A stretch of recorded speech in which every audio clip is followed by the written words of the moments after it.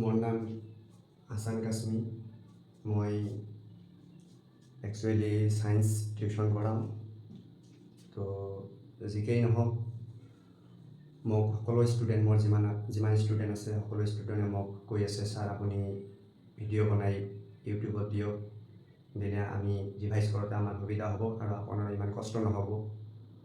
তো ছাত্ৰবিলাকৰ কথাত মই ভাবিলোঁ যে ঠিক আছে, মই এবাৰ চেষ্টা কৰি চাওঁ। তো এইটো মোৰ জীৱনৰ প্ৰথম ভিডিঅ' বনোৱা। নাজানো কেনেকুৱা হ'ব, কিন্তু মই চেষ্টা কৰিম। মই যিমানখিনি পাৰোঁ ভিডিঅ'বিলাক ভালকৈ বনাই তোমালোকৰ আগত মই দিয়াৰ চেষ্টা কৰিম।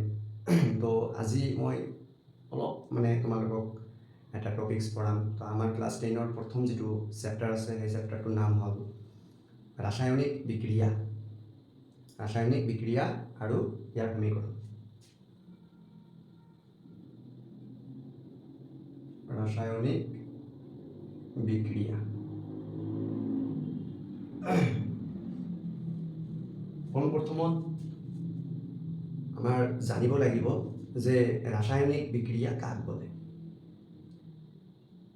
ৰাসায়নিক বিক্ৰিয়া হ'ল যেতিয়া দুটা বা ততোধিক বেলেগ বেলেগ গুণ বিশিষ্ট পদাৰ্থ লগ লাগি এবিধ নতুন গুণ বিশিষ্ট পদাৰ্থ উৎপন্ন হয়, তাকেই ৰাসায়নিক বিক্ৰিয়া বুলি কোৱা হয়। যেতিয়া দুটা বা ততোধিক বেলেগ বেলেগ গুণ বিশিষ্ট পদাৰ্থ লগ লাগি এবিধ নতুন গুণ বিশিষ্ট পদাৰ্থ উৎপন্ন হয়, তাকেই কি বুলি কোৱা হয়? ৰাসায়নিক বিক্ৰিয়া।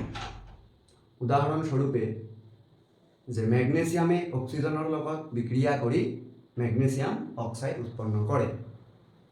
তো এই যে আমি যদি বাক্যৰ ৰূপত লিখো যে মেগনেছিয়ামে অক্সিজেনৰ লগত বিক্ৰিয়া কৰি কি কৰে?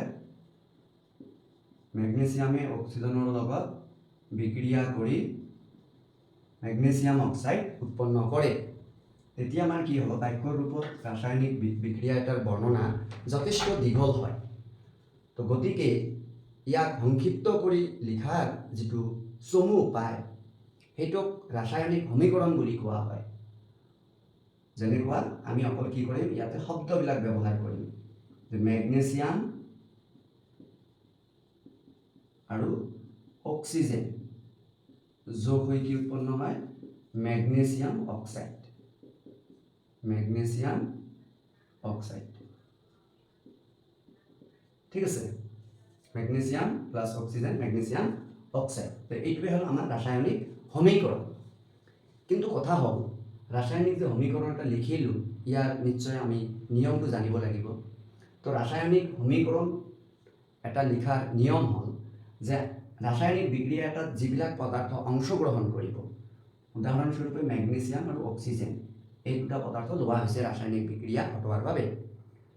তো এই পদাৰ্থবিলাক আমি এডাল কাৰ্চিন থাকিব, সেই কাৰ্চিনৰ বাওঁফালে লিখিব লাগিব।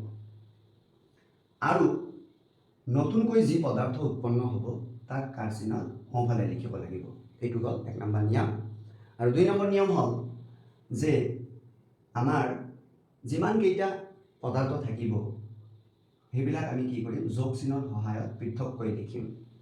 আৰু এইফালে উৎপন্ন হোৱা পদাৰ্থ যদি এটাতকৈ বেছি হয়, আকৌ আমি কি কৰিম? এইবিলাক যোগ চিনেদি পৃথক পৃথককৈ লিখিম। তো এই হ'ল আমাৰ ৰাসায়নিক সমীকৰণ লিখাৰ নিয়ম। পিছত আমাক সুধিলে যে ৰাসায়নিক সমীকৰণ যে লিখিছোঁ আমি ইয়াত অকল শব্দবিলাক ব্যৱহাৰ কৰিছোঁ, গতিকে এই ৰাসায়নিক সমীকৰণটোক শব্দ সমীকৰণ বুলি কোৱা হয়। কি বুলি কোৱা হয়? শব্দ সমীকৰণ। এতিয়া এই শব্দ সমীকৰণটোক আৰু সংক্ষিপ্ত কৰি লিখাৰ কিবা চমু উপায় আছেনে? তেতিয়া আমাৰ উত্তৰ হ'ব হয়, আছে। ৰাসায়নিক সমীকৰণটোক আমি আৰু চমুকৈ লিখিব পাৰিম। অৰ্থাৎ এই শব্দবোৰৰ পৰিৱৰ্তে যদি আমি ইয়াত পদাৰ্থবোৰৰ সংকেতবিলাক লিখোঁ, তেতিয়া আমাৰ আৰু সংক্ষিপ্ত হৈ যাব।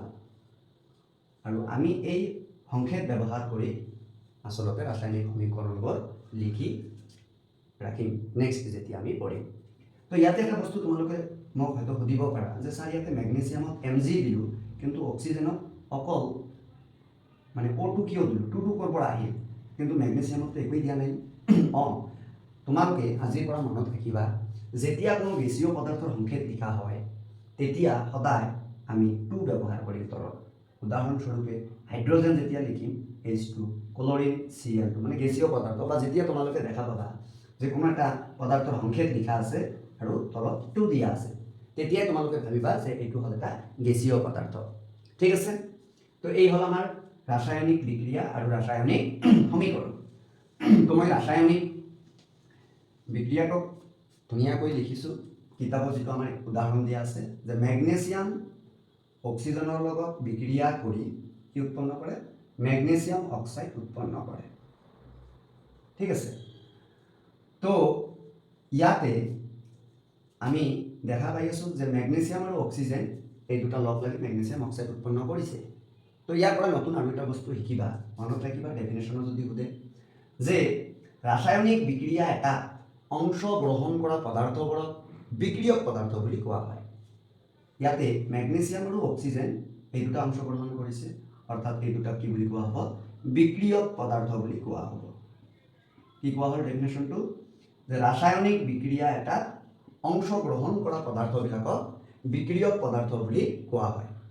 আৰু ৰাসায়নিক বিক্ৰিয়া এটা নতুনকৈ উৎপন্ন হোৱা পদাৰ্থবোৰক বিক্ৰিয়াজাত পদাৰ্থ বুলি কোৱা হয়। কি বুলি কোৱা হয়? বিক্ৰিয়াজাত পদাৰ্থ। অৰ্থাৎ ইয়াত মেগনেছিয়াম অক্সাইড হ'ল কি পদাৰ্থ? বিক্ৰিয়াজাত পদাৰ্থ। এইটো হ'ল আমাৰ এই ৰাসায়নিক বিক্ৰিয়াৰ চেপ্টাৰৰ প্ৰথম টপিকছ। কি ক'লোঁ? যে ৰাসায়নিক বিক্ৰিয়া কাক বোলে?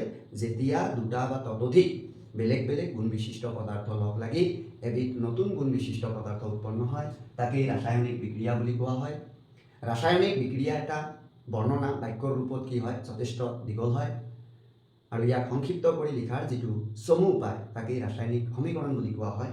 কিন্তু পৰীক্ষাত যদি আমাক সোধে ৰাসায়নিক সমীকৰণ কাক বোলে, আমি একেবাৰে সহজকৈ লিখিম যে ৰাসায়নিক বিক্ৰিয়া এটাক সমীকৰণত প্ৰকাশ কৰাকেই ৰাসায়নিক সমীকৰণ বুলি কোৱা হয়। ঠিক আছে, তাৰপিছত আমি কি পালোঁ? যে বিক্ৰিয়ক পদাৰ্থ আৰু বিক্ৰিয়াজাত পদাৰ্থ। ৰাসায়নিক বিক্ৰিয়া এটাত অংশগ্ৰহণ কৰা পদাৰ্থবোৰক বিক্ৰিয়ক পদাৰ্থ বুলি কোৱা হয়, আৰু ৰাসায়নিক বিক্ৰিয়া এটাত নতুনকৈ উৎপন্ন হোৱা পদাৰ্থবোৰক বিক্ৰিয়াজাত পদাৰ্থ বুলি কোৱা হয়। তো ঠিক আছে, মই জাষ্ট এইটো প্ৰেক্টিছৰ কাৰণে এটা সৰুকৈ ভিডিঅ' বনালোঁ।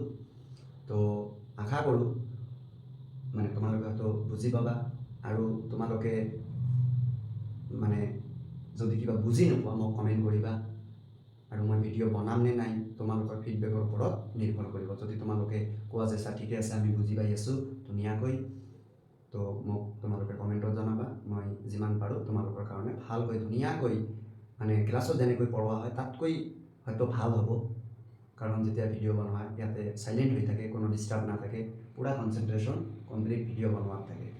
তো ঠিক আছে, আজি এইখিনিয়ে পঢ়ালোঁ। তো কিবা যদি মানে অলপ মানে ভুল হৈ থাকে তো এইটো মোক ক্ষমা কৰি দিব। তো ঠিক আছে, আজিৰ ভিডিঅ' এইখিনিতে শেষ কৰিলোঁ। Thank U.